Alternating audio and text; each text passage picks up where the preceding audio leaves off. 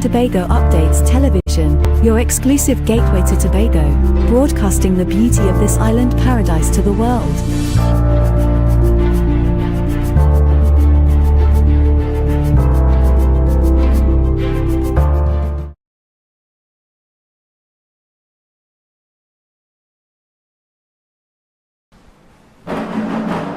All right, let me invite all to stand as we begin with the national anthem of the Republic of Trinidad and Tobago.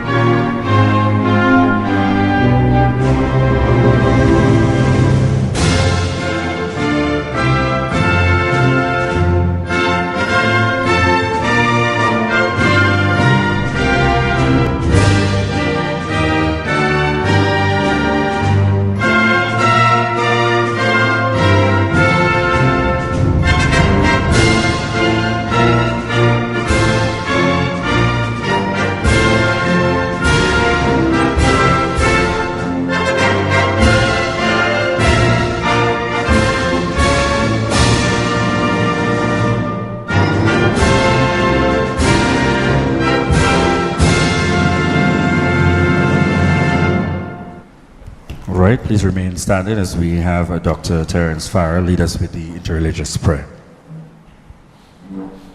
Almighty God, giver of all good things, look with favor upon all of us gathered here this evening.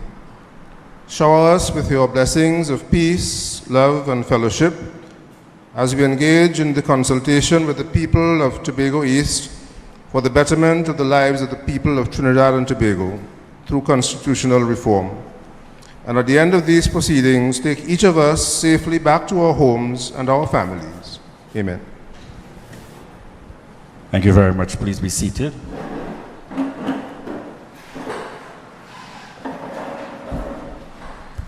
Now I want to take the opportunity to extend a very warm welcome to those of you here this evening for the national consultation on the constitutional reform for Trinidad and Tobago.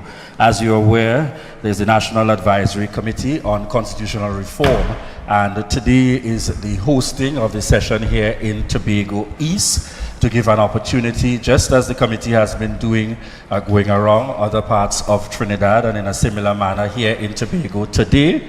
And they'll also be back in the latter part of this month for Tobago West. This evening, I'm trusting that we will indeed make every opportunity to maximize this opportunity, to maximize what is presented here to us. And most certainly, I am happy to be your chairperson this evening, Julian Skeet. Is there anyone here who's not familiar with Julian Skeet at all? Just show by raise of hands. All right, so then everyone is familiar. So it means when I kindly ask you to come one seat forward, you'd have no problem being so kind. So let me invite you all. Just come one seat forward. Everybody in the mix. Come one row forward. You all are so kind and so gracious. Thank you very much. Greatly appreciated. Greatly appreciated indeed. One of my former class teachers used to say, let's leave the back for the latecomers. All right? So thank you so much again. And at this point, we go straight along to invite to give us opening remarks a member of the committee, Mr. Ray Sandy.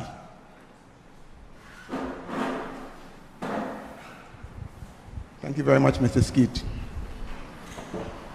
The National Advisory Committee on Constitutional Reform was appointed on January 25th, 2024, a few months ago. And the team comprises of Mr. Baranja Sinanan, Senior Counsel or Chairman, who unfortunately could not be with us today.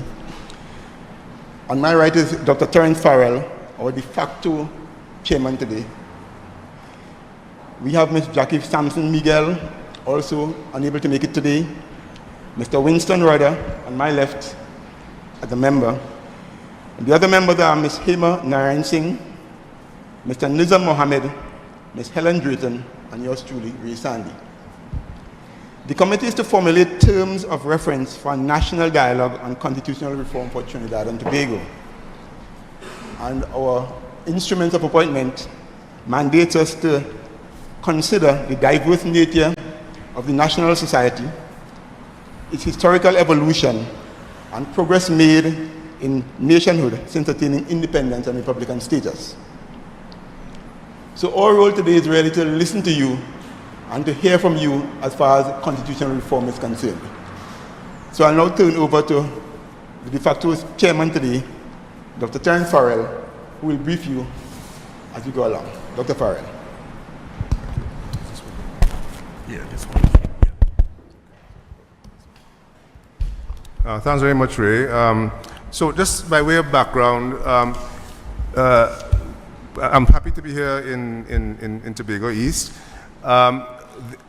I start these meetings by pointing out that this is the 5th time that the country, since the 1976 Constitution, which is our current Constitution, so our current Constitution is all of almost 50 years old.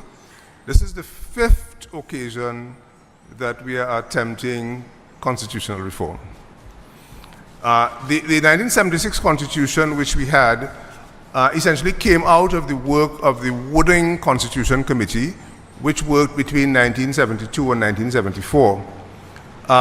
It was a very comprehensive document, and it's on our website for those of you who want to access it. Very comprehensive document, but unfortunately, Dr. Eric Williams wasn't too pleased with some of the recommendations in it, and many of the recommendations of the Wooding Commission were not reflected in the 1976 Constitution. In fact, in many respects, the 1976 Constitution, which we have, is very much the same as the 1962 Independence Constitution.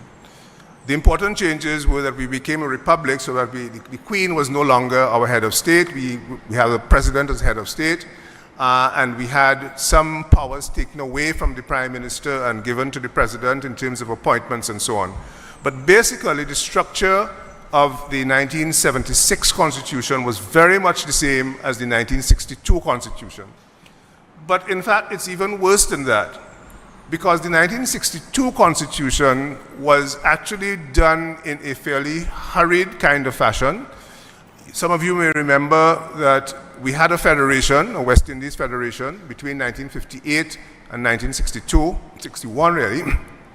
In 1961, Jamaica decided to leave the federation, and that precipitated a move towards Jamaica and Trinidad and Tobago moving very quickly to become independent. And the British were very happy to have, they were getting rid of their colonies, and they were very happy to have us go.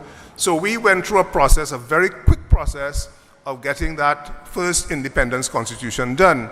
And what that meant is that some of the institutions which were put into the 1962 independence constitution were actually established by the British in the 1950s.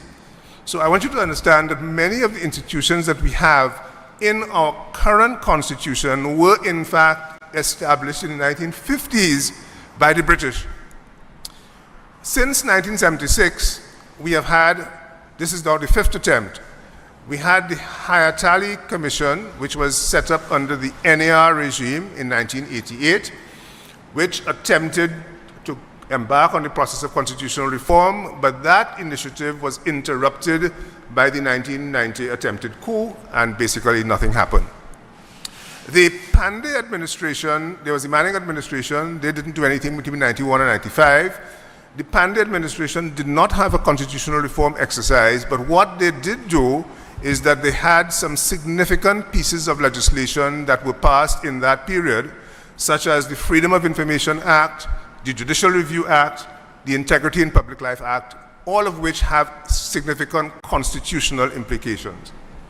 Then, interestingly, a group of businessmen in 2006, the Principles of Fairness Committee, attempted to draft a new constitution for Trinidad and Tobago. So it's a very interesting development because it was not done on the initiative of the government. It was done on the initiative of people in the private sector, 2006. The Manning administration, mindful of the initiative taken by these businessmen, embarked on another constitution, draft constitution, which was drafted by Ellis Clark in 2009. That initiative ended in 2010 because Mr. Manning called an early election and lost. So therefore, that initiative fell apart. Under the UNC People's Partnership regime, there was the Ramana Committee in 2013, which again embarked on a process of constitutional reform, again embarked on a process of public consultations to reform the Constitution. And so this is now the 5th attempt at constitutional reform. Now, you can view that one of two ways. One is that it's a waste of time and that nothing is going to happen because nothing has ever happened at the previous ones, which is a perfectly reasonable response for people to take. I mean, I say to people that your skepticism and your cynicism is not unwarranted given the history. But the way I look at it is that the fact that we have had all of these attempts at constitutional reform under different political administrations is telling us that there is a need for reform. It is telling us that the institutions which we set up in 1962, in 1976 are not working well for us. And we're talking about the executive, that is the Prime Minister, the Cabinet, we are talking about the judiciary, we are talking about the Parliament, we are talking about the independent institutions like the service commissions and so on, are not working well for us. And some people, and myself included, have described our institutions as being broken institutions. And the point is that we experience that in our daily lives, so that when we have, for example, people on remand, people who can't get bail, they're arrested, they can't get bail, and we have people on remand for 10 years, 12 years, 15 years, and so on, tells you that the justice system is broken. Even when your roads are not properly repaired, when you can't get water in your taps and so on, it tells you that some institutions are not working. And so therefore, we would like people to take this initiative seriously, to make your contributions to the reform exercise. Now, in terms of our process, as Ray pointed out, we were given our mandate in January, we began working in March.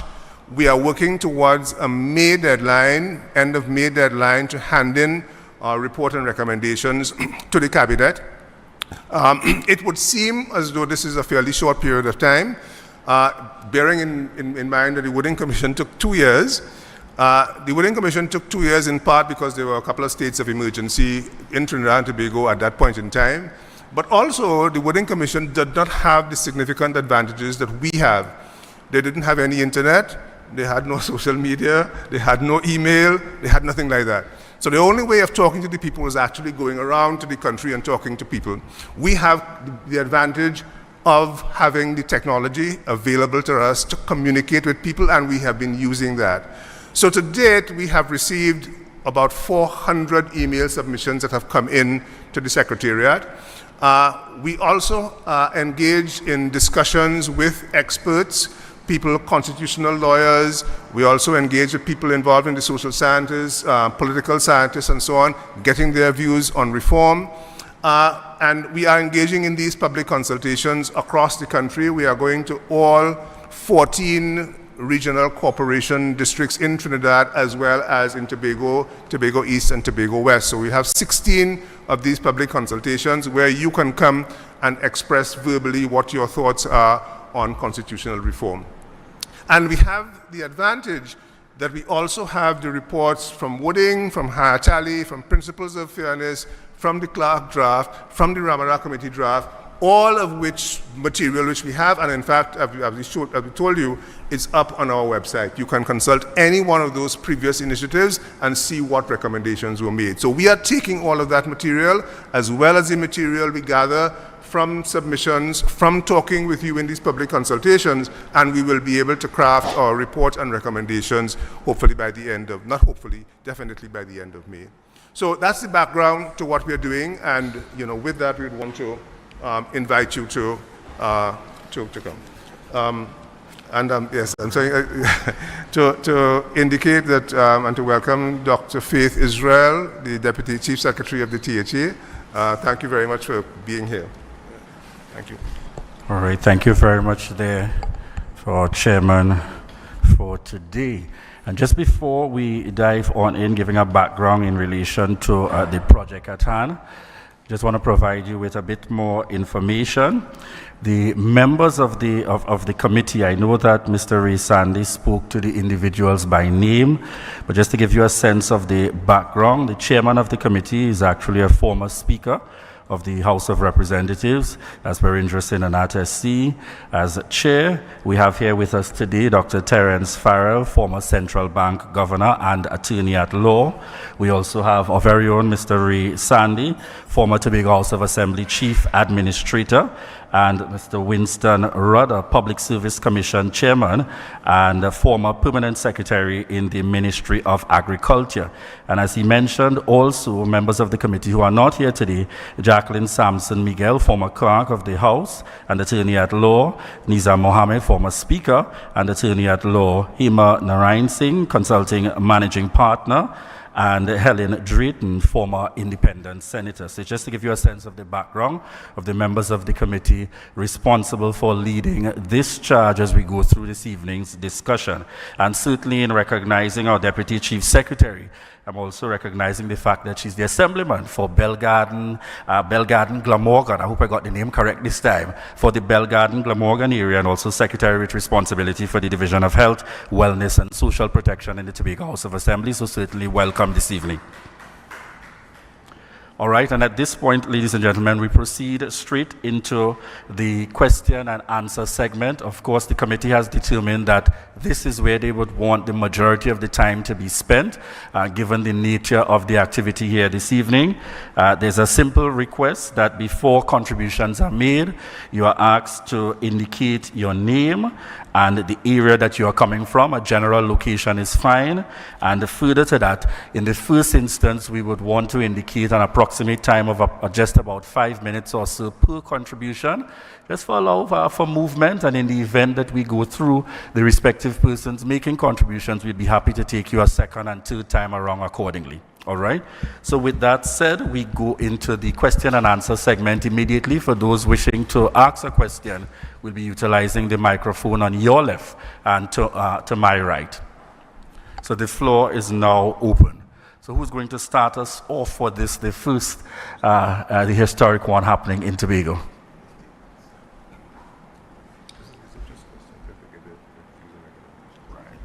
So I've also been advised, making comments, it's not simply to ask questions, but if you also want to express a perspective, give a view, give a suggestion, put forward a comment, you also have that option available to you this evening.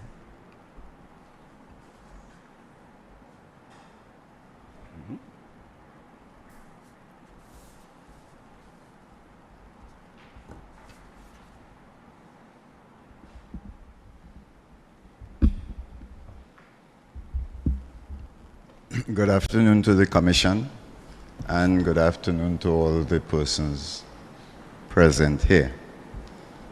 My name is Vanus James, and I am from Charlottesville. That's where I'm from, but I live in Mason Hall. So I will be in this session and the one in the Tobago West as well. First, let me congratulate the Commission on the work it has been trying to do on this extremely important matter. When I first heard Dr. Rowley announce the Commission, a media person, I went on television actually, a media person asked me what I thought about it, and I said, Dr. Rowley is doing the right thing. One of the first times I have seen any of the prime ministers in the country really doing the right thing. This is the right thing to do. Much like Dr. Farrell was saying there a while ago, there's a sign that something needs to change. But when I heard the announcement, I thought to myself, there is a right way to do the work. And I didn't think I would need to wait on the Commission to do it that way. The people of the country and the communities in particular own the country. And I thought if we were going to change the Constitution this time round, as compared to the first and the second and other times, we would need to go to the owners and ask them, how do you want to organize yourselves to govern yourselves as a society? So I took it upon myself to put my own resources on the deck and go to every community I could get through to before a final report is prepared on their behalf and submitted to you. I have a draft from 5 communities I have already spoken to. And in the meetings with them, focus groups of community leaders, village council leaders and so on, they impress on me the importance of doing 2 things. Reporting faithfully what they're saying, so we have transcripts and we have a summary report, and translating what they're saying into an appropriate language that could be understood by the technical team about the way they want the Constitution to work. I know I only have 5 minutes, so I will want to give you a brief synopsis of what they're saying, and I promise to submit my report to you in 3 stages. The one I have already prepared for the 5 I've spoken to. One, by the time we get to the 22nd, I will have spoken to several more. Reflect that. And at the end of all of that, while you are assembling your work to the end of May or whenever it is the end of your work, I will complete the exercise on their behalf and get it all to you. They are making 5 critical points that I think are central to the way the Constitution needs to be approached. The first and most important thing the communities are saying is that they want community rights to be reflected in the Constitution, not merely individual rights. There is a Bill of Rights that speaks to individual rights. They want a part of the Bill of Rights or a supplemental Bill of Rights to reflect the rights of the communities to pursue their self-determination agenda, looking after themselves rather than depending on anybody else to ensure development. And they complain bitterly about the consequence of not having that in the form of huge amounts of neglect of large parts of Tobago, Lands for Me, Speyside, Charlottesville, Roxborough, bitter complaints from all of them that they are being left behind because not much power lies in their hands to look after themselves. And they even compare themselves with Canaan Bonaccord, and they said the only place they're seeing development going on in Tobago is down in Canaan Bonaccord, and they're lucky down there because they have the airport, Storby, and Pigeon Point, and Swallows.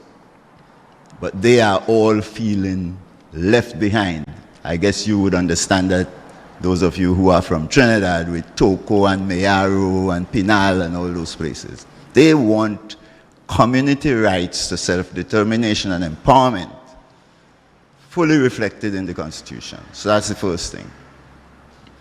They have elements to those rights, and there are 5 I want to mention. And take my seat and I will submit my note to you. The first is that they think there should be 3 layers of government in the country, not 2. Not the central government and the THA or the municipal governments in Trinidad alone. They want community level authority to organize themselves properly to spend public funds as a summary set, right? They want that kind of empowerment. And to that end, a fair access to a fair, if small, budget to use to pursue community development. One community was very clear. We invented Blue Food Festival. If we had the money to develop it into a festival, we would be rich in lands for me today. And we didn't have any money, we didn't have any rights to do it, so THA teeth it, is the way they put it. And we're left with nothing. They want to put an end to that and give room for them to pursue creative community entrepreneurship. And they say that's something that's missing from the national development agenda, a huge hole, adding to what the private sector could do and the public sector could do from the perspective of enterprise. So that's the first thing, a fair share of the budget to spend on community empowerment and community development.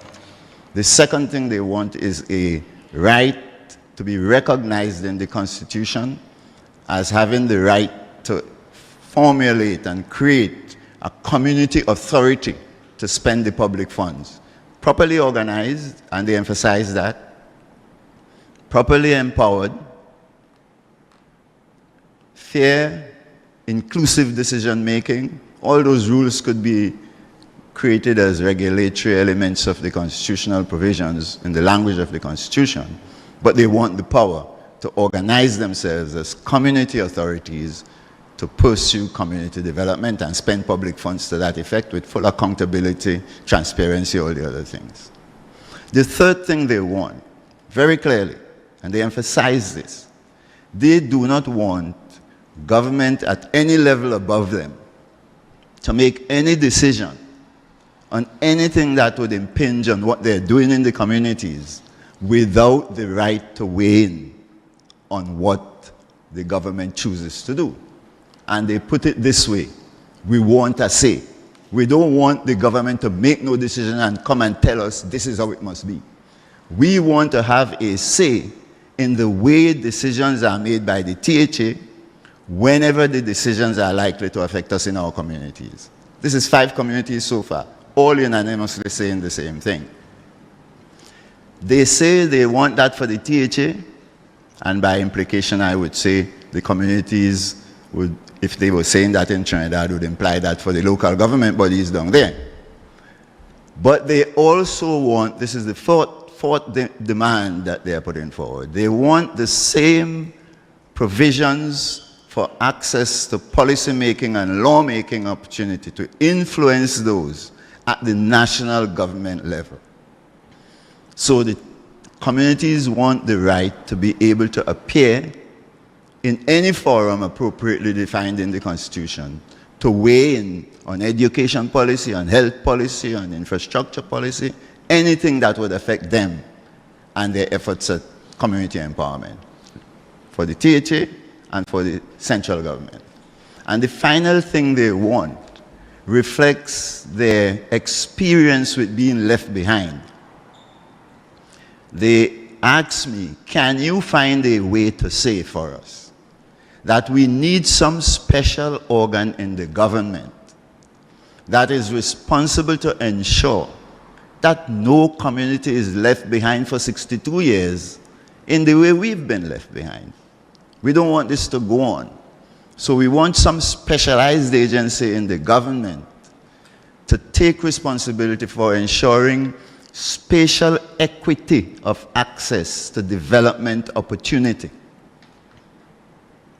That's profound in my view, from my experience studying the process of development. And all around the world, the institution that provides for that is an elected Senate. And when I asked them, can I say this is what you mean? And I said, what an elected Senate would have is responsibility for that spatial equity. And you will arm that elected Senate with a special capacity to advise and consent on the capital budgets of the country or of the THA and the distribution of the capital budget across the communities in the form of that small provision they want as a fair provision. So they want that 5 set of things as the fundamental elements of community empowerment recognized and provided for in proper constitutional reform. I find the answers to be profound. I will end on this note. One of the things I've learned from going to all of these communities, in Mason Hall we had 22 people. In John Dial alone, a small community, 10 people. All community leaders, village council leaders and so on, informed and thoughtful.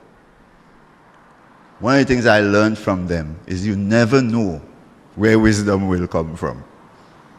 I will put all of their requests together as they ask me to do. I will capture the constitutional provisions that will give effect to what they want, and I will submit it with great respect to the team. And hopefully, as they say, I hope this is not Mama Guy. Thank you, Commission. Thank you very much there, Dr. Vanas James. We could encourage our colleagues a bit, you know. All right. All right, so leading the way there in terms of providing his feedback and comments. So the microphone is open for anyone that would like to go next on the lineup.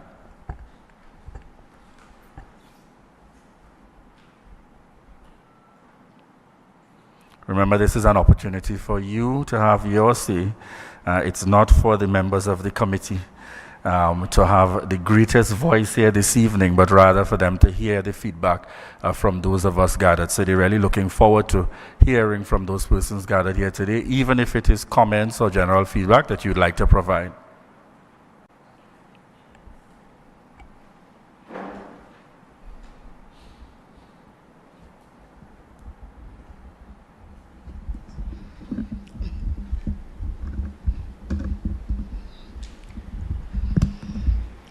Good evening, everyone. I am Giselle Davis, resident of Belle Garden. I'm trying to figure out where to begin. I am looking at the turnout this evening, and I'm wondering if we might have just probably missed the mark a little bit. Saying that is that I don't think people understand or understood or continue to understand the term constitutional reform. Because when I think about it, if you ask the normal person on the roadside, like we were trying to encourage people, come down to the center, let's say what you have to say, they want to know, what do you mean by that? And then some of us in ourselves cannot even explain to our own people what we mean when we say constitutional reform and what exactly we want to hear from them. So I am thinking that, in my brain, I'm thinking that that big word speaks to some kind of fundamental framework or something that governs, to give you some kind of guidance as to how you will do things. And I think it is very important for us to begin this teaching from primary level. And I think if that was attempted or was continued to be done, we might have had a better turnout and even more responses to what we are looking towards. I am here myself and I'm trying to figure out what would I like to see as a citizen in constitutional reform. And I'm listening to the well-educated speakers and I'm trying to figure out maybe I was thinking the wrong thing. But when you spoke about the judiciary and in terms of having persons like, to be very, very realistic, I have a nephew who is in remand and he's been there for a number of years. Nothing seems to be happening. All right, so I don't know if that is something we can look at. The length of time a person is kept behind bars, whether our term is guilty until proven innocent or innocent until proven guilty. We need to find some way to ensure that this is done in a timely manner, because after all, their lives, let us say, for example, they might indeed be innocent. By the time you get to them, 10, 20 years, 30, 40 years, it's all gone, right? So I am thinking that we could do some work on that. And as Dr. Vanna spoke to the community development, being the president of Belle Garden Village Council, I will also like to piggyback on what he said, that we, when I say we, community, people would really like to have fair play in what is meted out to us. Because at the end of the day, it's not about you being in government and looking nice and dandy and handing things down to us, but we are the persons that are going to be the end users. So that's just my 2 cents that we could really look as we go forward. Thank you very much there, Ms. Davis. And I think Ms. Davis is a good example and an indication of speaking to where your heart is at as a member, as president of the Belle Garden Village Council, and speaking to those areas that, wanting to have that expression and putting the information out there. So I want to encourage persons, of course, to feel free to do the same. The mic is open for those who may have questions. Feel free to go across to the mic, or you wish to make comments. So just to have an input generally on your thoughts with regards to the process.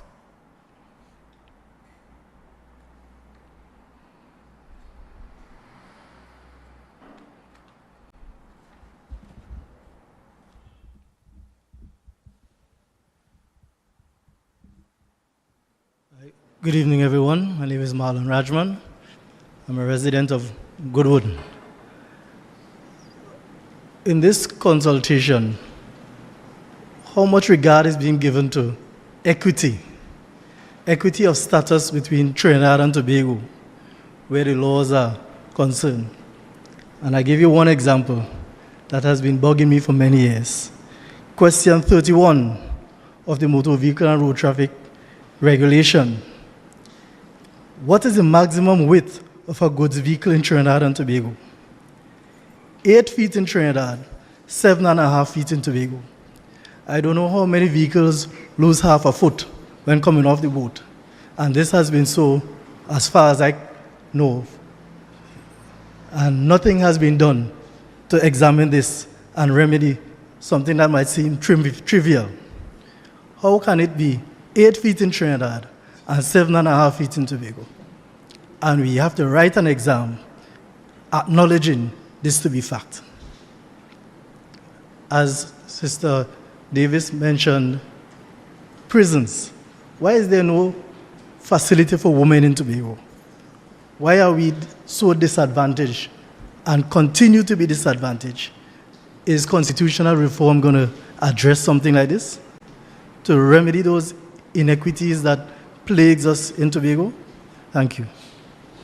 All right. Thank you very much there, Mr. Rajman. All right, so the microphone remains open for contributions.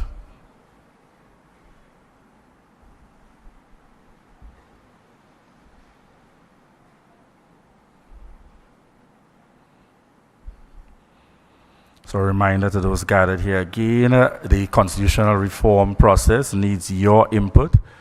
So of course, this town hall meeting, this gathering here this evening, is intended to invite your views, which can help to make a positive difference in Trinidad and Tobago. I want us to remember there should be no question on your mind. If you have something, you are thinking about it, and I'm wondering if I should speak to it here, there is nobody here at the table, as far as I am aware, that's going to tell you it's right, wrong, it's incorrect. They are just here to hear and to receive the views and feedback, whether it is in an informal way, or if it's formal or informal. Whatever you are comfortable with, we just want to get a sense of your contribution, and that's the purpose of this evening. All right, so once again, we invite persons to feel free to go to the microphone in terms of making your contribution here this evening.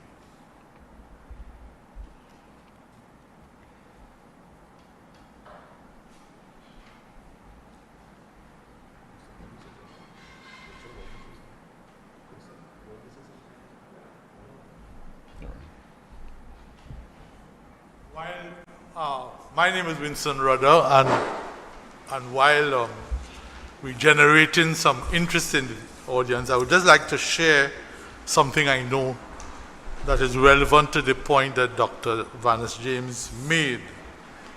There's one country that I'm aware of, Nepal.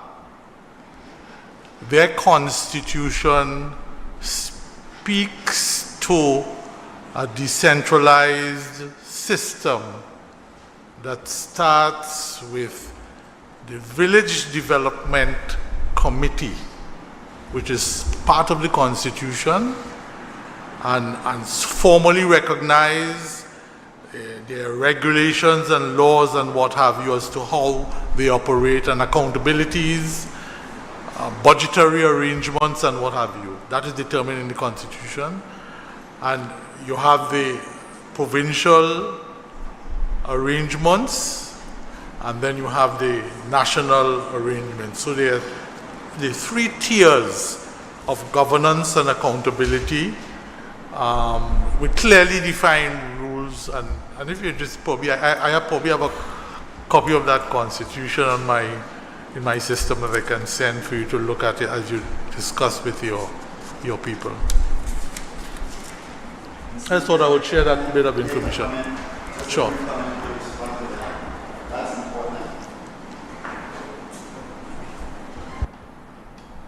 Just based on my work in the UN system,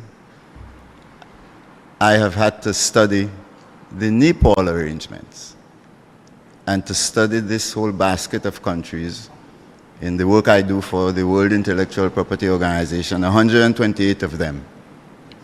Nepal is among the 14 poorest countries in the world. So when I saw that, I had to, in the light of my training inside the system, take a look at what they're doing. It turns out that what the Tobago communities want doesn't appear in the structures they have across those three layers. This is an important point for you all to pay attention to. In the write-up, you will see it. These are relatively isolated, quote-unquote, semi-autonomous bodies. What the Tobago communities are saying is, we know the THA has Tobago-level work to do, but when they are making decisions that will affect our education efforts, our entrepreneurial development efforts, we want to be there. We want the THA to be reorganized so that there are institutional arrangements mandated by the Constitution. They can't escape it. To allow us as the community to go to their hearings or whatever you want to call them and tell the THA on education policy, on health policy, on any other form of policy they are making. This is what we, the community, say we want you to do. You have to let your committees do their work, but you need to hear our opinion. And the people from Mason Hall told me to say this. I'm just quoting them, and I have the transcript to prove it. You could tell Dr. Williams, me say, we want a say in the way decisions are made that would affect Mason Hall. Nepal, I know well, all across those 14 poorest countries, and most of those that run up to the middle income, don't have the structures of government these very wise community people in Tobago are calling for. So you need to pay close attention to that linkage, right? And they want that same privilege at the level of the central government. They know the central government is the most powerful lawmaking body in the country. And they want that when the central government is making any law, education law, any other law, that would influence them to have a chance to weigh in on the substance of that law that would ring-fence executive policy making in Trinidad. And they also want the THA to have a seat at that national table. So they want a chain all the way up to the top. That's a different structure from my professional experience studying the Nepal system. So it's not just the three-tier, it's the linkage that these wise people in these communities giving me an earful about. Every one of them, the 5 of them. All right, thank you very much there, Dr. Vanus James. All right, so the microphone remains open at this point for views to be expressed. Proceed to the microphone.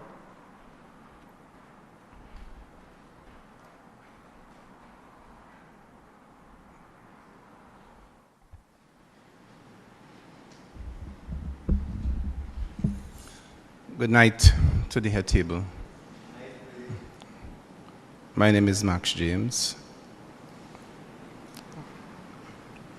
My comments tonight are informed by the fact that I was once a secretary in the Tobago House of Assembly, and I represented this area, Belle and Goodwood. Mr. Chairman, I have been struggling to make sense of this whole process. Why do I say that? Sometimes I tend to be very blunt, and sometimes because diplomacy eludes me, and it's time perhaps diplomacy eludes us here in Tobago.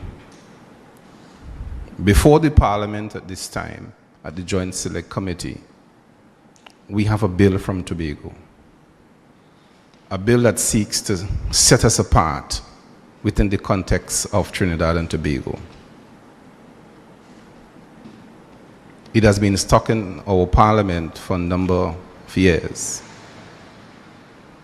And we do not know what that outcome will be. But on top of that, we are now asked to contribute to constitution reform, and that question, or the questions that are before, or the ideas that are before the Joint Select Committee have not been settled.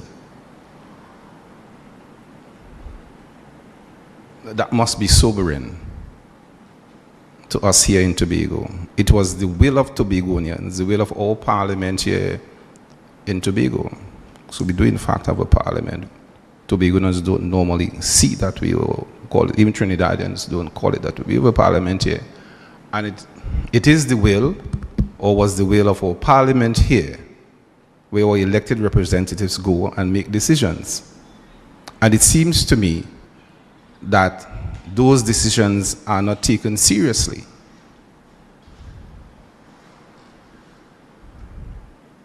I'm 65 years this month, and I don't know when we in Tobago will see the light of day, being able to manage our own affairs without interference from Trinidad. It is in our DNA. It is in the DNA of my children and my grandchild. There's no escaping. And we'll continue to teach our children that we have a right to self-determination, not to be determined by any Trinidadian, but by ourselves. Trinidad controls the entire country. Our gas, which is stolen, and oil, which are stolen every day. And we hardly get any returns or a fair return for what belongs rightfully in Tobago's waters. And then we have a Tobago-born politician who happens to be our prime minister, says constitutional reform, ignoring completely, absolutely, what the will of Tobagonians through a democratically elected system, the Tobago House of Assembly. Ironically, it was the PNM Tobago House Assembly, not that it had started it, that sent those bills down to Trinidad. We need to know, before these talks can be of any meaningful value to us, what is the outcome of those ideas? How can we, in the face of all of that, proceed? This is an affront to our democratic systems, Mr. Chairman. I come from a family that is very independent of thought. I'm right here from Belle Garden. And Tobago's democracy and development mean a lot to me. I want my grandchildren to grow up in a society where decisions are made by Tobagonians and not made for us by people who we don't know, except defined by an island called Trinidad. So the Constitution talks, we don't know. I can't frame an intelligent discussion, members of the head table. Because, quite frankly, I think that the ideas before the Joint Select Committee of our Parliament should be answered first. Are these ideas that are the JSC now subsumed or are subsumptive to these talks? Are these talks just an election gimmick? Should they be taken seriously? If ideas that have been sent from Scarborough to Port of Spain are dammed at the coastline, if the ideas from Tobago's parliament are not taken seriously, what about ideas that come from individuals? Would they be taken seriously? We have a structure that says laws must be proposed from Scarborough and agreed by Port of Spain. You are a serious attorney, Mr. Chairman, for tonight, I think you are? Oh, right. And therefore you understand what I'm saying. So I don't know if this is a wasted exercise, because the most serious forum from which our ideas were pooled and sent to Port of Spain have been wrongly disavowed and not acknowledged at all. So where do we say? But notwithstanding, I'm perhaps still required, for whatever it's worth, to say a few things. It isn't going to be exhaustive, but I'm wondering whether it will come to a waste. But as I said, notwithstanding. So first thing, the country needs to have its name changed. No longer should we be called Trinidad and Tobago.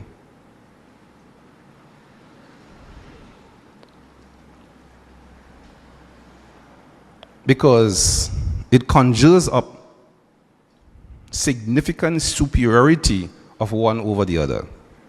And that is why countries such as Canada, Switzerland, United States, and so forth, they have cantons and provinces, as the case may be. But you never hear a canton called before the other, or a province called before the other. They've amalgamated that into one name, Canada. They've amalgamated that into one name, Switzerland. They amalgamated that into one name, the United Kingdom. So, I think that some mechanism ought to be put in place where we have a name that addresses one union and not one name called before the other. You would appreciate, members of the head table, that it was the British that fused us together, because it wasn't viable for them to have different administrations and all of that. And we have inherited a situation which has not benefited Tobago. Little clerks and accountants and people also in the civil service and the public service generally in Trinidad make decisions for us. We send down documents and they have to sit on them. They have to decide and write and make a check and make a decision. The former chief administrator will attest to that. People in the DPA and the CPO, DPA particularly, we have to wait on their goodwill. And therefore, we cannot have a situation where we have a public service configured in the same way. So we can start with the name change. There are many suggestions. We might want to say one is the United Islands of the Southern Caribbean. if we are thinking unity. It must be a name that reflects that. We want to delink the Public Service Commission,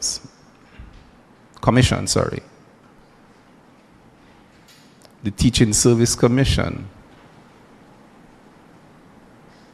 We should not have to depend when sometimes no one from Tobago, or it's tokenism that one person sits on a commission. Even as we have here tonight, one member from Tobago, my schoolmate, Mr. Ray Sandy. And we figure it's all good. It's tokenism. And just as my brethren was saying, we should have a voice in it too.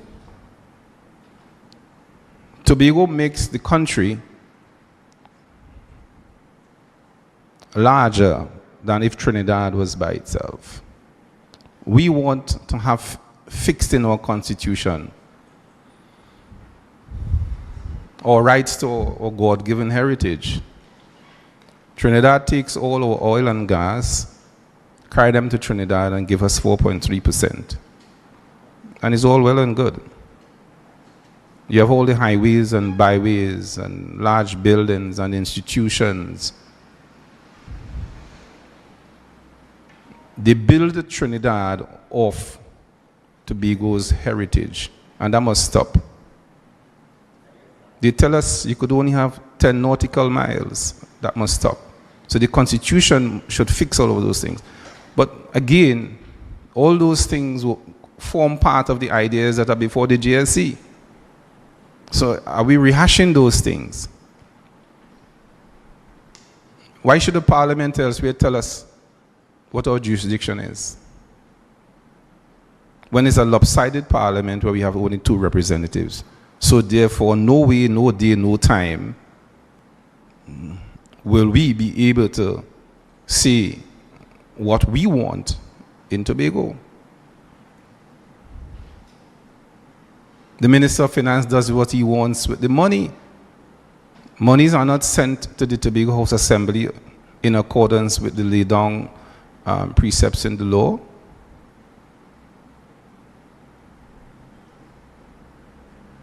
And we could stay here whole night and talk about the ills of the union. It's not a fair union, and therefore these talks perhaps should fix that. Who elects the president? We didn't vote for that, for our president. We have no say, effective say. Let me redefine that. We have no effective say as to who should be. And then some people argue and say, well, you know, you had 2 prime ministers from Tobago, but they are the last of the Mohicans. I do not foresee, I don't have a crystal ball, but my assessment is we are not going to have another Tobagonian as prime minister for the foreseeable future. Because we could scan, if you wish, let me coin this phrase, the futuristic environment, and see that is not going to happen. And even the one that we have at present, in my respectful view, takes political and party decisions that are not for Tobago's gain. Even so.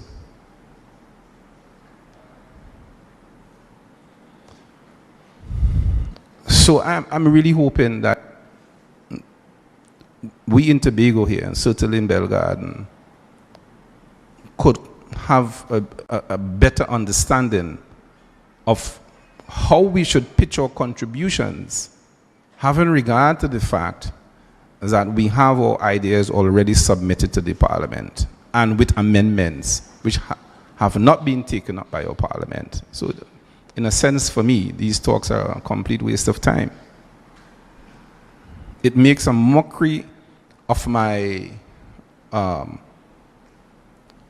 individualism, my aspirations as a citizen of Tobago.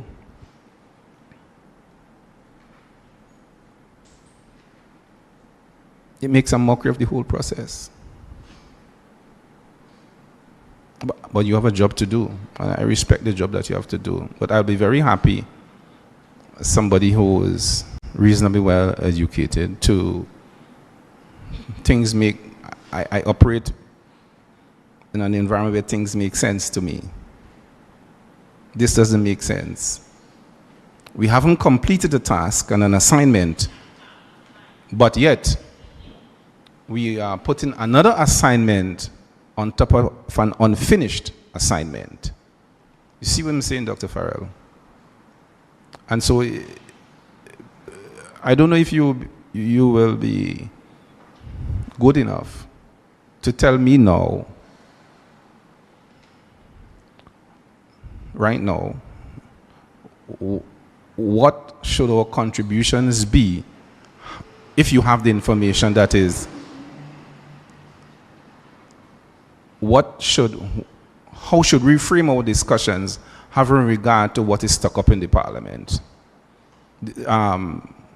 Does your frame of reference, have you informed of that?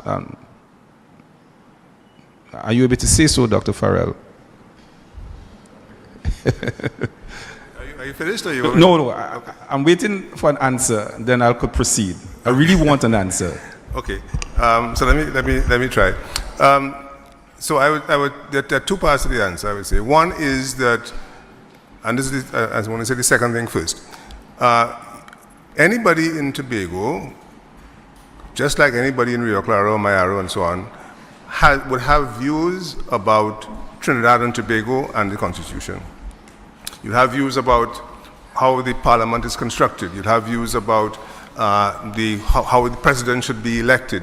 You'd have views about the service commissions and about whether or not that should be decentralized. There are, if you might put it, there are national issues to which everybody, whether you're in Trinidad or Tobago, can speak.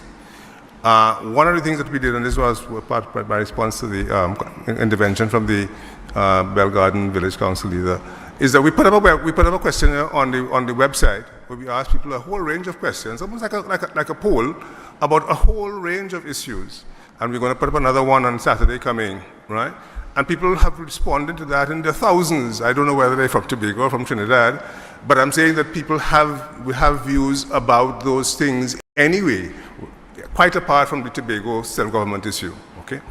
On the Tobago self-government issue, we have been given no instructions or mandate in respect of that issue. We know that when we were given this assignment, that those two bills were there and sitting in the parliament with a constitution amendment bill. So there is something in there that sits down that is amending the same constitution that we are looking to see how we're going to reform. So we have taken that on board. We have taken it on board. We've looked at the bills. We know where the bills have come from. We know what has animated and driven them to get to where they are. And we're also aware we live here. We know that nothing has happened with those bills.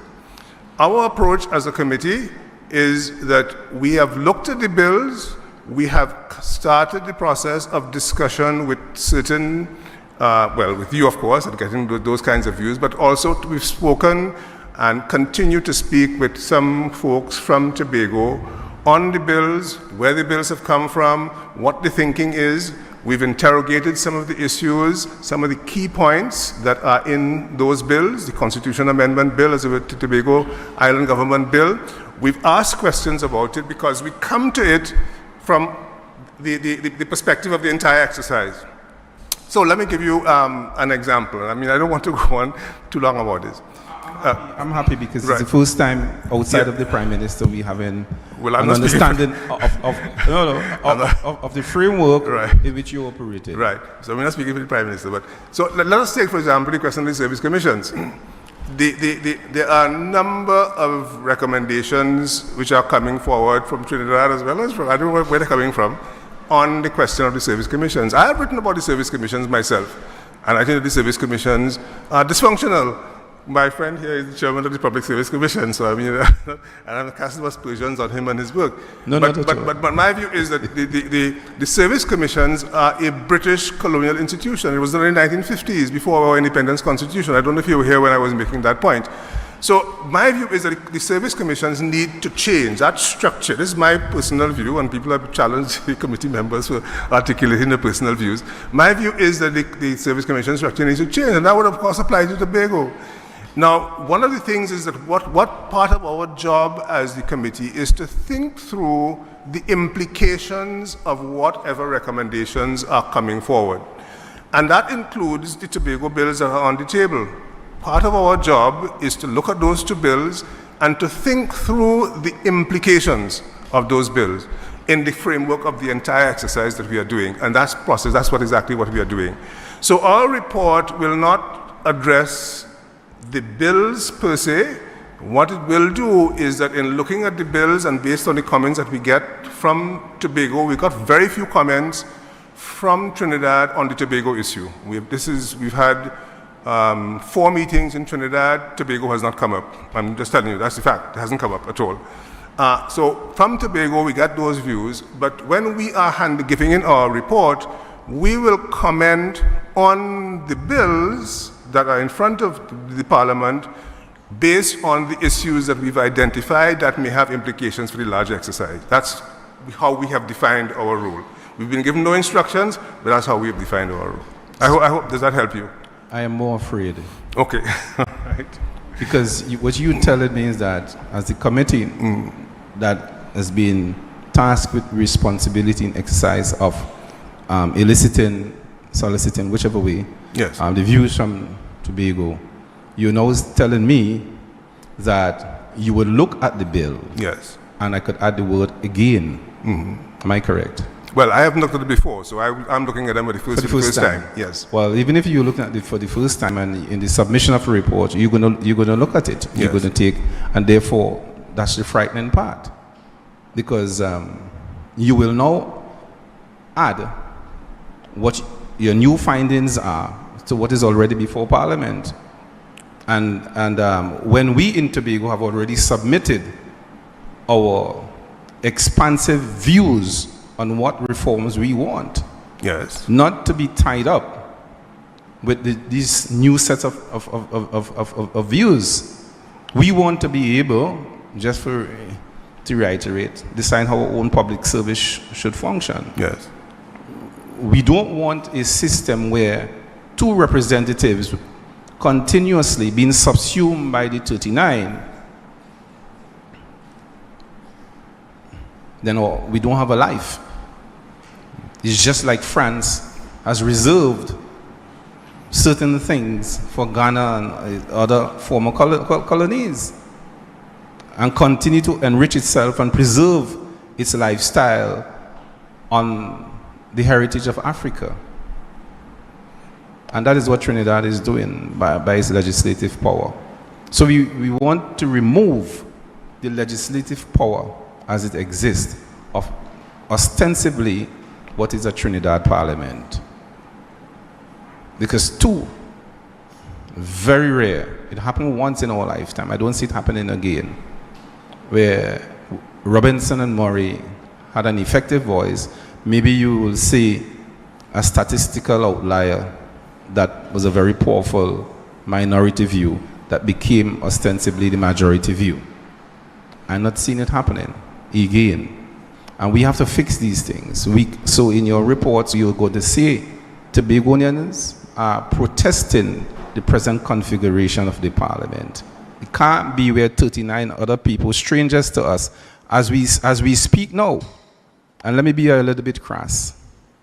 Right now, and it means no disrespect to anybody, 2 persons, male and female, maybe having sex somewhere in Trinidad, can be our prime minister or be our bosses in the next 30 years or 40 years. Because that is how the Parliament is configured. Any Trinidadian born now, through the act of sex or artificial insemination, can be our bosses in the next, let's see, 40 years.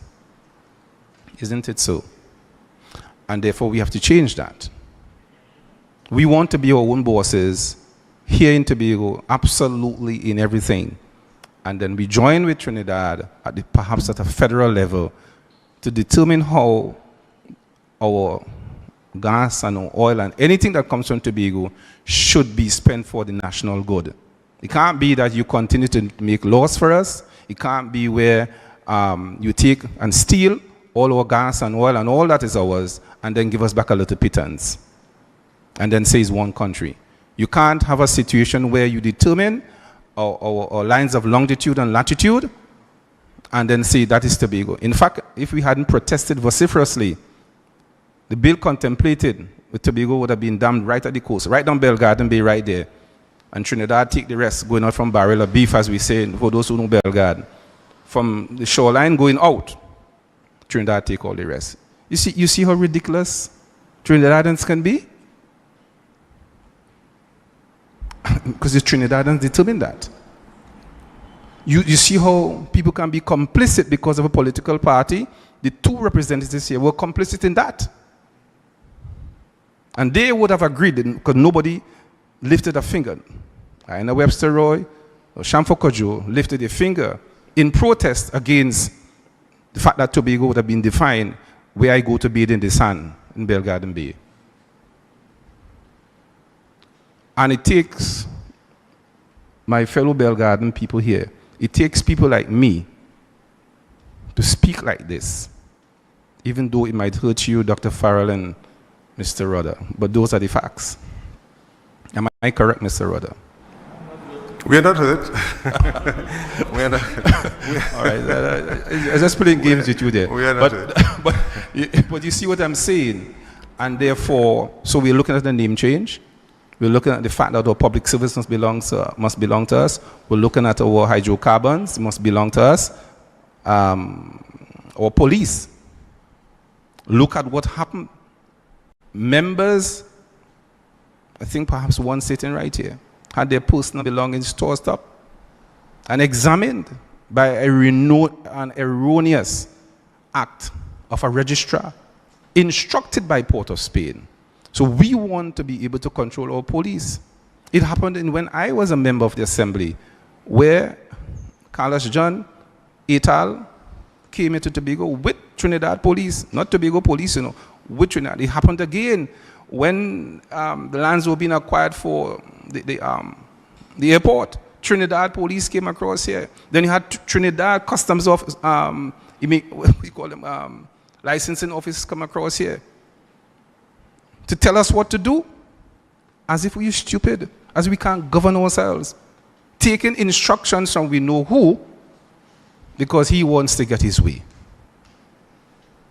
And I'm saying our constitution, when we are say Max James said, we are protesting these things. I think I still have a significant political capital here in Tobago. I know that. And I think I can speak without fear of contradiction, speak for those people. It is time that you take your foot off our necks, allow us to breathe. And even in such a condition, we'll make a better contribution to a country with a new name, not Trinidad and Tobago, but a new name that reflects our heritage, our culture, and all of those things, whatever we can say. Have a good night.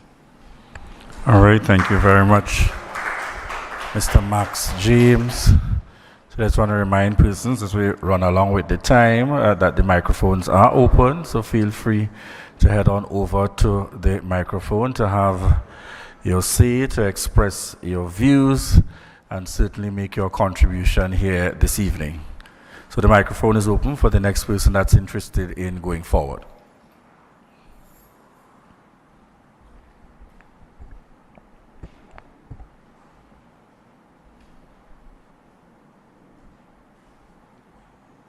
Good night to the head table. I am Mr. Henley Andrews, better known as Saki. So, my little view is that I will agree with most of the things that Mr. Mascream said. And sometimes, when I see certain things happening, I just end up being like the little naughty boy that ran away to Scotland, and then I stood in my shoes and wonder, And the reason why that was happened to me is that these meetings and these forums happen so many years and so many times, and there is no headway. After all these years, they're talking about constitutional reform. And the reason why I just wonder is that if it really makes sense of having a forum like this in Belle Garden and asking the citizens of Belle Garden, and then you're having another one in Shore Park, and asking the citizens of Tobago to really come to give suggestions for the constitutional reform. I am saying that why is it that it doesn't happen in the reverse? That the people of Tobago selected a group of people to work on our behalf. This is my thought, That is why I just wonder. Everybody has a little thoughts how they're doing things and how they're operating. Right. You put them to perform. They are the one we consider as the Tobago brain. Let me put it like that. Tobago brain. So they could handle certain matters that the ordinary person around the village can't handle. And it's the facts of the truth. Right. You see, we have a gathering here tonight, and you had Michael Baker for the whole week going around, so at least everybody in Belle Garden know. Even though you don't want to hear, you have to hear. You know, sometimes you could drive in a car. You're driving a car coming towards Belle Garden, and you're seeing trucks and van and motorbike. You have to see, because if you didn't see, you'll crash. Michael Baker system very powerful, so you have to hear. And you see a little bit of us who really representing Belle Garden. You know why the people didn't come out? Because they don't know. They don't understand what is they don't even know the meaning of constitution reform. Because plenty of us are no big readers and no big writers and no thing. And we select our people to work for us. Why is it that the parliament in Trinidad and Dr. Rowley as a Tobago born, he's supposed to put things together to say, well, okay, somebody come up with constitution reform is a good idea, is a big subject, because how much of us could really work out mathematical calculation? And you start to talk about millions and 1 point this and 3 point that and $8 billion. Who could really write $10 billion as a figure? Just to write it. How much we could do it? So I am saying, if we have the heads like, for example, you have the Tobago House Assembly heads. You have added to that. You have people like Martin George. You have people like Christo Giff. You have people like Deborah Moore McGinnis. You have people like Max James. You have people like Dr. James. And these bright heads who could put figures and sense together to really make something happen. Why is it that it didn't go that way? Instead of you have to pay so much money for being parliament payer in Tobago, so much cameramen around you, so much of this and so much that you have to pay police and transport, when you could have just come to Tobago and get the heads and the leaders and the bright men, put figures and writings and say, well, okay, you know what is it? After this meeting finished, the proposal for constitution reform is this. By the end of the day, we'll be talking. Anybody have any pen writing? Anybody have any recommendation in writing? After we finish talk, whoever is on the head table, do the little jottings. Then I even know if Mr. Andrews says something, or if Max James says something, or if Dr. Fee says something, or who says something, because this forum, and you know, I just bring in thoughts to bright people to really something that makes sense. So we will have to wonder to know, like the little naughty boy, because here what happened. When he went away to Scotland, you know what the vegetation say? He found that the yard was as hard as the ground, and he stood in his shoes and wondered. So this true thought about that is when I meet a big man, I understand it. You know? In other words, you live and go in Scotland and this ice place and this $1 million thing, and when you go there, it's the same hard dot as we have in Tobago. So I just saying all that to say that we shouldn't take our people to make Mickey Mouse in this modern time. We should make something that Dr. Rowley and the people and get together and put something concrete and say, well, you know what is it? These things happen one of the brothers was talking a while ago, since 1950, and we want to revive it.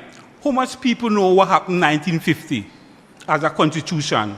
So, okay, no, what is it? This is modern time. Colonialism gone. Now is a group of people, even though you quote some language or you quote some history, you don't even know what you're talking about. So put something properly in writing, and then we move on with the country. Instead of just having another shop talk, another street talk, and at the end of the day, with dollars going down the road, and then we go say, well, we have money. I mean, Dr. Faith is here with us. I'm glad to see her because she represented us here in Belle Garden, but with the rest of them. This should be a nice parliament. We should have a parliament in Tobago here. And get the parliament from Trinidad, come with the parliament in Tobago, and go down with some sensible and say, well, okay, the Constitution said this, and you're going to reverse this, and you're going to write over this, and you're going to put that for the benefit of all of us. Because the reason why I want to support Max, I'm going to bring 1 point, I'm going to bring 2. I'm going to bring 2 points. And it's plenty here, but you know, as I say, other people want to talk, so I don't want to talk too long. Here's something. A simple person go down into the register and asking the girl or the boy, I ain't quoting no name, eh? I would like to have a business registration. They will tell you, you have to go on your phone or you have to go on the computer and register for the business. Long ago, we used to write up a little piece of paper and send it to them.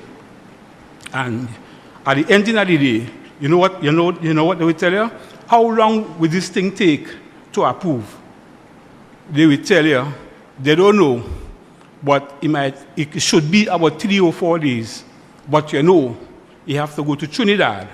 And when Trinidad approve it, then they will send back the message to Tobago and say, on your phone or wherever it is, because you have to get WhatsApp and all kind of thing now to register now, you know. They will send back the answer to say, well, yes, your business is approved. So there's no qualified person, even the chief secretary, there's no qualified person to be able to say, well, okay, yes, Mr. Andrews want a business, and the business name X by 4, and he's okay, and your business register. You have to go to that source. As low as that. Somebody make a baby, and you want it to register, you have to go through Trinidad to come back. So I'm saying I am not fighting separation, and I am not fighting secession. I am fighting togetherness. That we work together as a team, because Tobago cannot this is my logic, eh? Tobago cannot survive without Trinidad. And Trinidad can't survive without, but we could do it side by side. As Mr. Hochoi Charles used to say, side by side and together we aspire as the national anthem, and together we achieve. Because there are certain things that happen in Trinidad. If you go down in Trinidad to get certain things, especially if you're running a business, you can't survive, you know. The flour, the matches, the rice, everything comes through Trinidad. I was just hearing a guy on Brother B station was saying, I didn't even know that. Sometimes it's really good to listen to this station. There's no maybe license or no legal license for a ship to leave from any part of the world to come to dock direct to Tobago.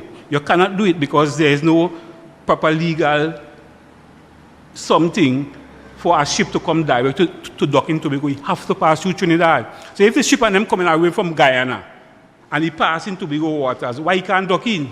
So things like that we could put in place. Dock in, throw off your lumbers, throw off your goods, almandos, penny savers, put all the businessmen together. He has a bakery. He must have almost 100 pounds of flour he does want when the day comes, but he have to go down. For he to get flour, he have to go to Trinidad. And so I'm just saying that, you know, we could put some of these things in place that to make life a little easier. Let the ship dock in, dock out, go down to Trinidad and continue the journey going up just how the tourist boats run. So things like that we could really put together, and then we work like a nice unit team, and everybody happy and loving with one another. God bless. Thank you.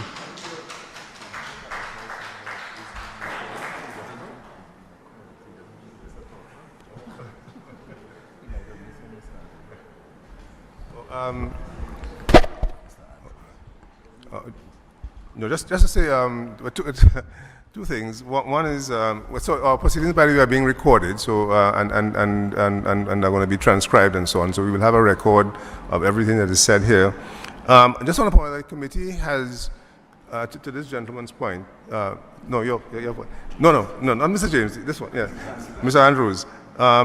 We have, this committee has to date met with Christo Gift, we've met with Deborah Moore-Biggins, we've met with Alan Richards, we've met with Ingrid Melville, and we've met with Russell Martineau so far. And the conversation is about Tobago primarily, of course about other things in the Constitution if they wanted to share that, which some of them have, which is the point that I'm making, that there are other things that you can share about the Constitution, but it was primarily about Tobago, to get an understanding of the situation, of what the bills are saying, and what their views are on the way forward. Okay. So we also, yes, so we have also written to every single constitutional office holder. We've written to the THA as the THA, and we've asked everybody to send us their submissions. Every office holder, every regional corporation chairman, every member of parliament, every office holder has been written to, and they've been asked to send us their submissions, and we are awaiting those. So the THA presumably will send something to us as well. Thank you. All right, thank you very much, Mr. Andrews, for your stirring contribution there. Let's give him a round of applause. All right, so we adjust. All right, so we invite again, reminding persons to feel free to head to the microphone in terms of making your contribution here this evening. So the microphone remains open at this point for those who came in a bit late. There is no set order. We simply want to get your views. If you have questions, you want to make contributions, you want to provide feedback, even if you have a perspective and you're not sure if the Constitution has anything to do with it at all. This is the opportunity to put the information forward via the microphone. So we once again inviting persons to feel free to come to the microphone to make your contribution before we close here this evening.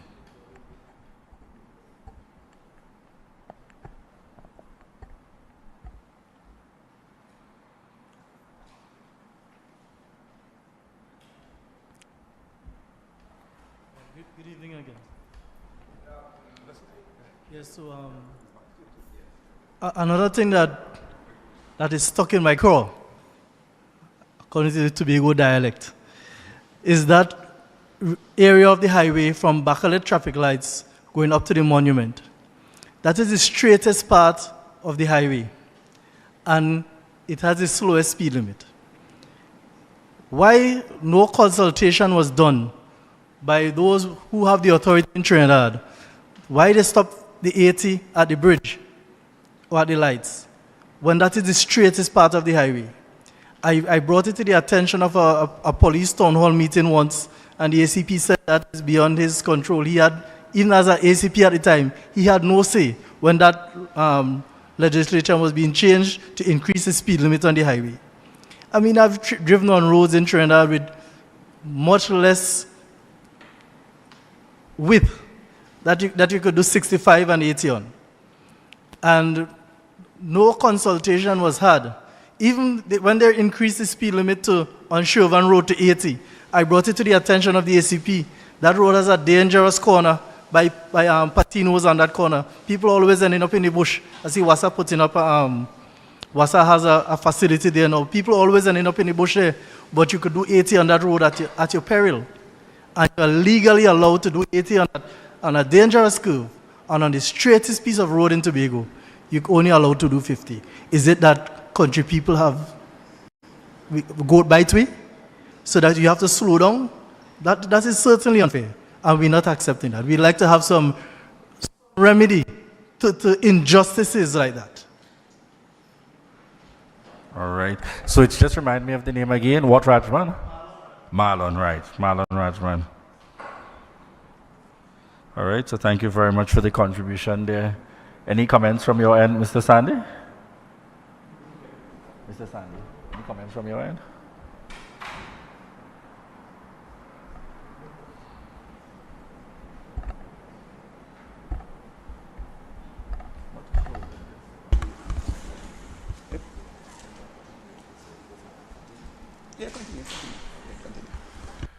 All right, so we continue in terms of inviting feedback from members of the public.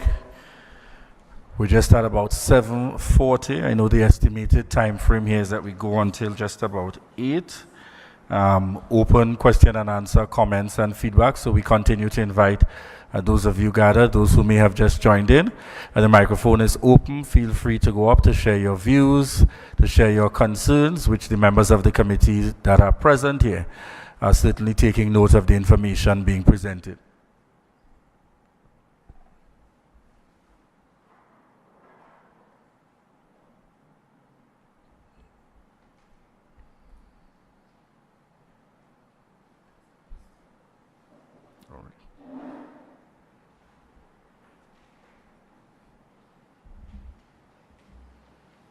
Good evening again. I'm not too sure. Just now, he's coming to assist you. Yes, with the microphone there. Thank you, Brother Saki. Right. So, as I would have mentioned prior, in relation to the Constitution, some of us may not be fully aware what it entails.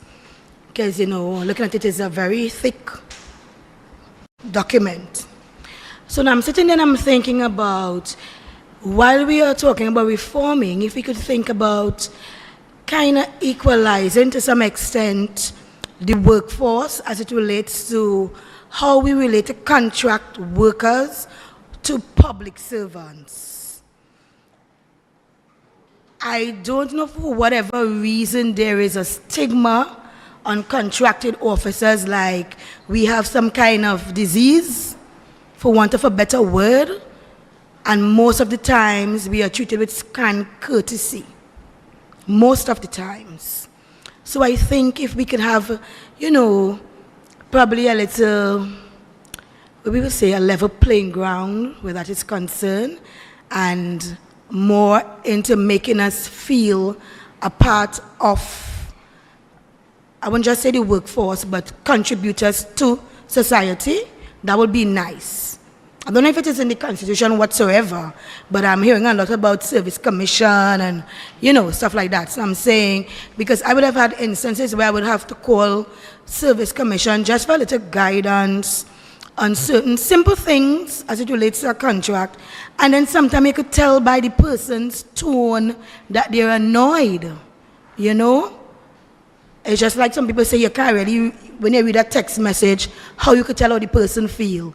I believe you could tell how the person feel when you read their response. When you listen to somebody's tone, you can tell, you're probably mashing some corn or whatever. So if that's something we can look at, that'll be appreciated.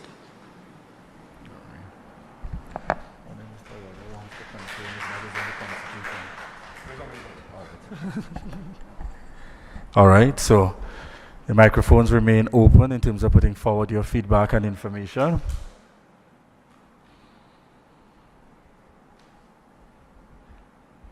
Let me also take the opportunity to recognize here with us Councillor Sertica Williams, or Assistant Secretary in the Office of the Chief Secretary here with the Tobago House of Assembly. Good evening and welcome to you.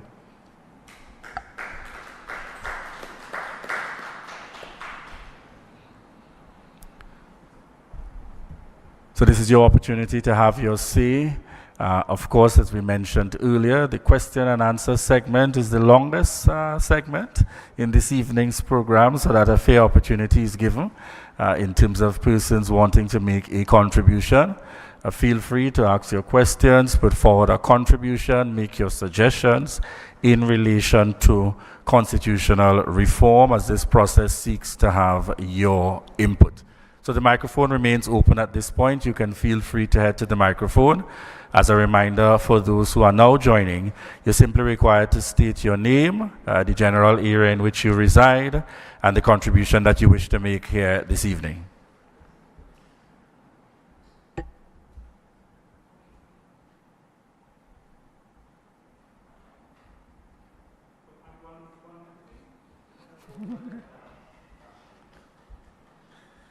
A gentleman in the front say you could do more than one.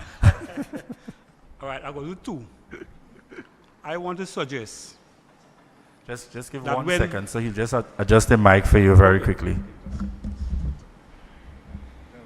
Right, in constitution reform, I want to suggest that when an old man retire, after he has done all his years in the division as a daily paid, he can get a pension just like a monthly paid, instead of you having monthly paid as a special human, like a special bracket around us. And the daily paid come like little puppy dog, nothing for you. Okay, you can't get a pension. And if the daily paid could get a pension, if the daily paid cannot get a pension, I am also want to suggest that old age pension should be a right and not a grant.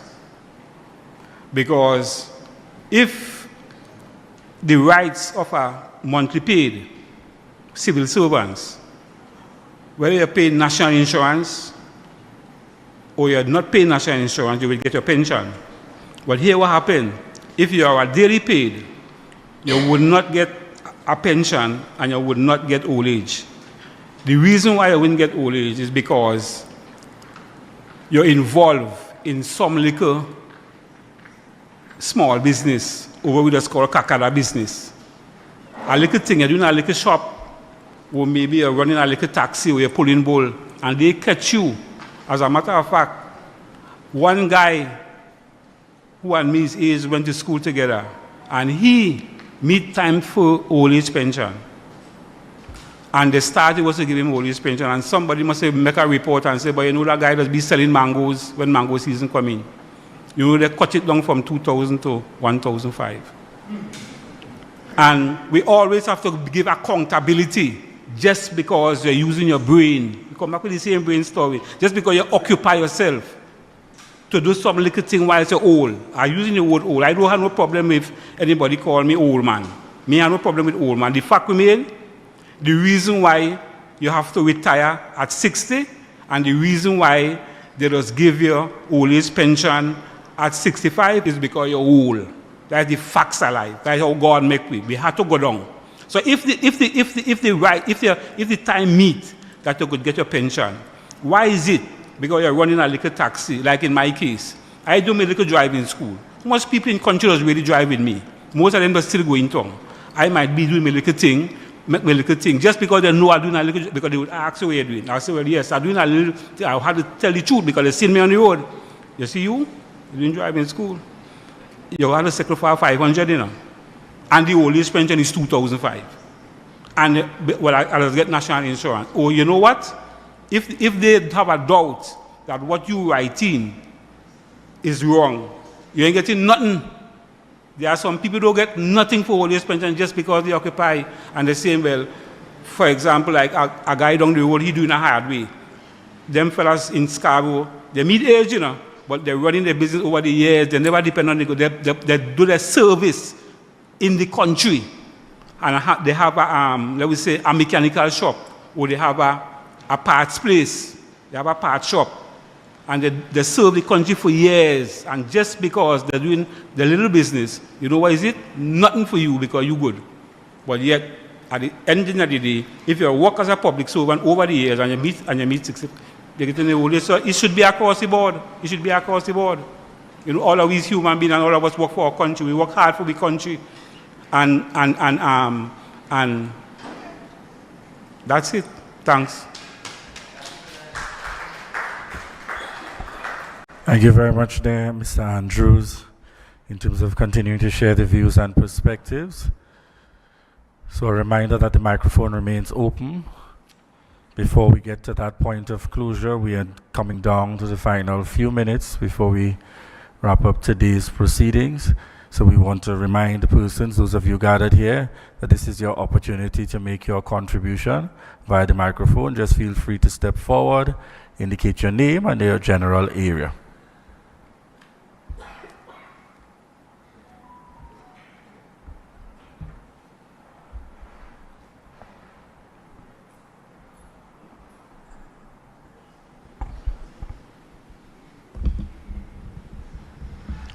President, good night. All protocol observed. My name is Kenrick Andrews. I'm from right here in Belle Garden. My concern is about crime. I think they should bring back the hangman system. When somebody kills somebody, hang them. Right now, people killing people and getting bail to come back out on the street to commit more crime again. I know this is not a forum for politics, but many times in Parliament, the government tried to bring certain laws to deal with the crime situation. And the opposition they're not supporting it. And I'm thinking about people, safety, and things like that. You can't just put politics in front of people's life. Look, 2 days ago on the news, you see a little child was beheaded. My God, this one take the cake. It was very heinous. So I would like very much if the government could get the support to bring back the hanging. That's my contribution. Thank you very much, Mr. Andrews.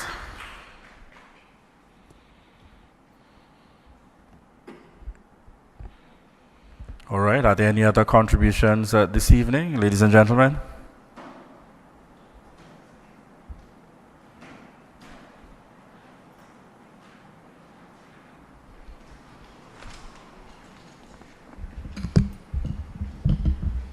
Yeah, hello, good night.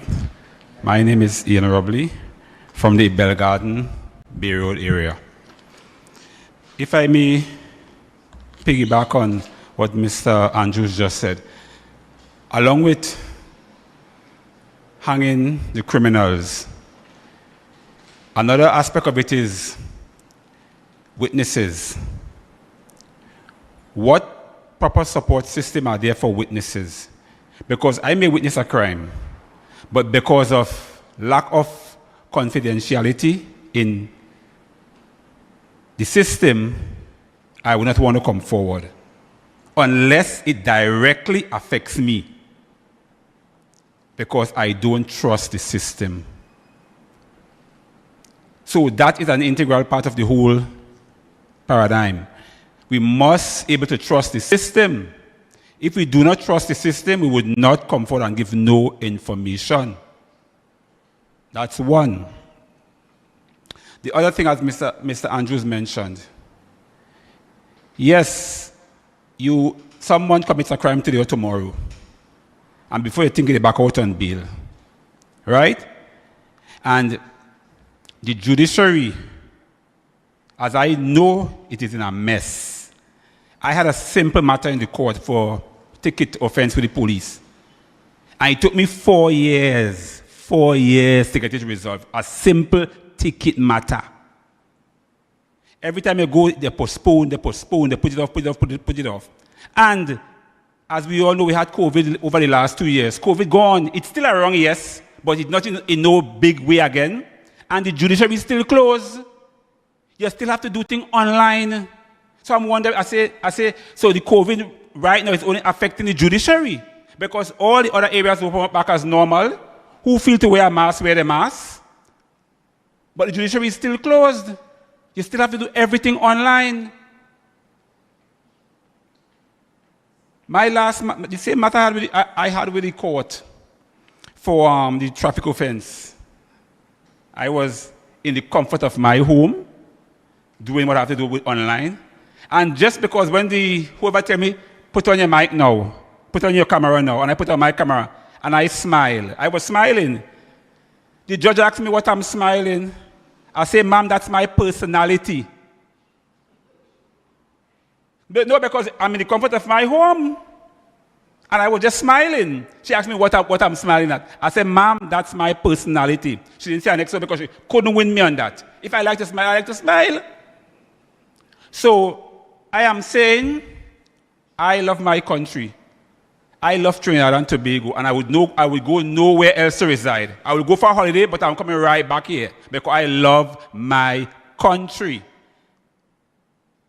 And as Mr. Andrew said again, crime, it's really, really, really, really out of hand, really out of hand. Tobago, which was once the gem of the Caribbean, it's getting spoiled. It starts spoiling.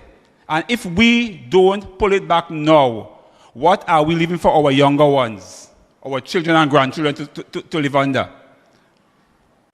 So I am asking, I'm pleading with the system. The system is rotten.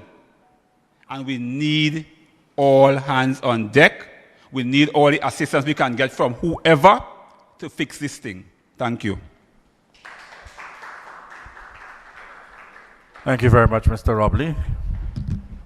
Okay, good evening. Sherwin Allen is my name. I am from the area of Mount Pleasant. I was hoping to just give way to those at Belle Garden and maybe wait until you come on the western part of Tobago. But however, I just want to touch on what Mr. Andrews said about the hangman. Because if my memory should serve me right, I don't think that anything would have changed. The hanging's still in place. You just have to have the willpower. We saw it under the regime, under the partnership regime with Mr. Ramesh Maharaj as the Attorney General. And I think what he said he did is just outfit the Attorney General. So anything that has to go up to Privy Council, it doesn't log, because you mean that you have their full complement of staff and you send it straight up to the Privy Council and get it to come back down. But if the office of the Attorney General is not well staffed, then I believe there is where the delay is. So it has to be a willpower. And I don't think they should be playing this as political game that the opposition is not supporting. Because nothing, as far as I could remember, nothing has changed where the hangman is concerned, hanging of persons. I am simply saying, based on the information that Mr. Maharaj said before, is that all he did was make sure that the Attorney General office were well outfitted. Thank you. Thank you very much for your contribution there, Mr. Allen. All right, so I'm inviting, before we close, are there any other comments or contributions before we close off this segment this evening?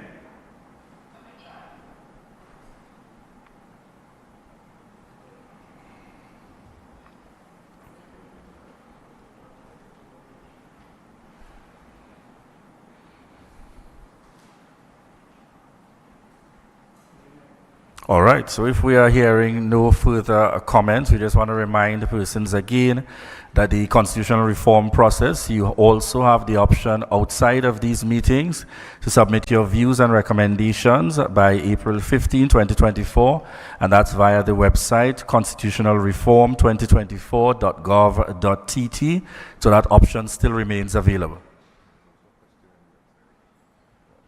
Right, there is also an option in terms of the questionnaire on the website that gives persons the opportunity to provide additional feedback, and there will be the Tobago West Town Hall meeting that would be returning to Tobago. That's on Monday the 22nd. On Monday the 22nd of April, that will take place at Shaw Park. So there will also be another opportunity there for Tobago in terms of making contributions and being able to provide your views, feedbacks, and comments to members of the committee. If there are no further comments or anyone heading to the microphone, let me now take this opportunity to invite Mr. Ray Sandy to give us the closing remarks and the vote of thanks. Thank you very much, Mr. Ski. Well, let me thank each and every one of you for coming out here this evening. I know that the Constitution is not something that you read every day, and we are quite happy to have you come forward and state your case as you see it. We have made the wrongs at various communities already, and we will continue to do so. And as Mr. Skeet indicated, we'll be back here on the 22nd of this month at Shore Park. Same time, it's a Monday, I think it's a Monday. So I really want to thank each and everyone who participated. Those of you who came here, your presence here is important to us. But we also want you to follow up with, we have taped everything here tonight. So we'll go through all the tapes and ensure that we get all the information that you would have transmitted to us, so to speak. And any other questions that you might have and so on, you can easily meet us via the website and so on all the social media edifices and that kind of thing. So I really want to say thank you very much, and I don't want to compare you with anywhere else, but the turnout today, given the amount of chairs that were occupied, was considered to be excellent. So give yourselves a round of applause. As we continue going through Trinidad and Tobago, we expect to hear from everyone, and as my colleague here indicated that we have met with some of the attorneys from Tobago, so we are familiar with the two bills that are before Parliament and all of that. All of those things will be taken into consideration when we submit our final report. So again, let me thank you all for coming. Take a safe journey back home, and we understand that the Constitution is not something that everybody reads every day. We understand that. So what little you have, what little you know, we expect that you would be edified based on the comments made by your colleagues and all of that. And we know that at the end of this exercise, we are hoping that, as my colleague indicated, this is about the sixth effort being made at constitutional reform since our independence. And we expect that this one would be the one that would really come to fruition, because we have received over 300 and something emails with recommendations and that kind of thing. So we want you to continue to send the information into us. We have some deadlines that we have to meet let's say by the middle of this month. We want to get all your emails in so that we can incorporate them in our final report. Again, thank you very much for coming out, and may God bless you as you take your journey home. Thank you very much. All right, thank you very much, folks. So this has been the Community Outreach and Town Hall from the National Advisory Committee on Constitutional Reform. And once again, we want to say thank you very much to each and every one of you that took the time out. Of course, we now move into that informal and lighter process. You can feel free to mingle and to interact with members of the committee if you want to have a one-on-one. But once again, we thank you very much. I'm Julian Skeet, and thank you very much.